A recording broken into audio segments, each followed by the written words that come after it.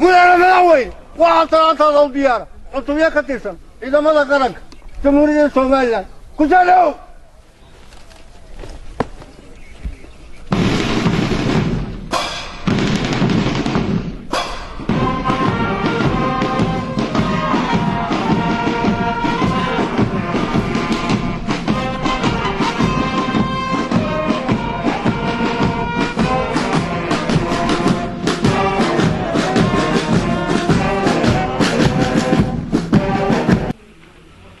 بسم الله الرحمن الرحيم. waxaan u anbabaxayaa dalka aynu walaalnahay ee Ethiopia waan ka helay badqaad rasmi ah halkaas oo aan kula kulmi doono ra'iisul wasaaraha dalka Ethiopia. dalka Ethiopia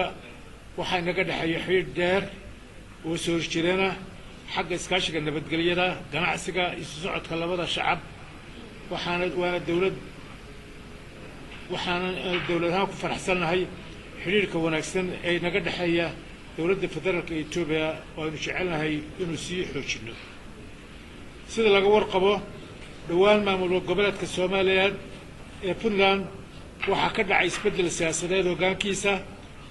waanu soo dhaweynaynaa isbedelka ku dhacay si nabadgelyo waxaan u hambalyeynaa madaxweynaha cusub ee Puntland ee la doortay waxaanu ka rajaynaynaa madaxweynaha cusub in nabadgelyada oo muhiim ah oo ah deganaanshaha gobolkan uu xil weyn iska saari doono xukuumadda Somaliland iyada ka mas'uula hagidda qorsheynta hoggaaminta iyo go'aan ka qaadashada arrimaha siyaasadeed ee qarankani leeyahay gudo iyo dibadba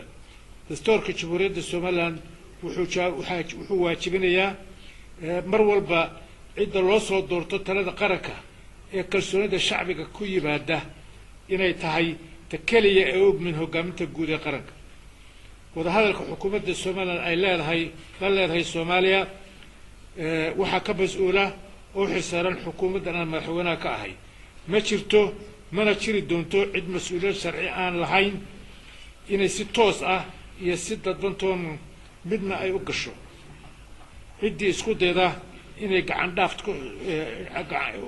dhaafto xukuumadda oo saameyn ku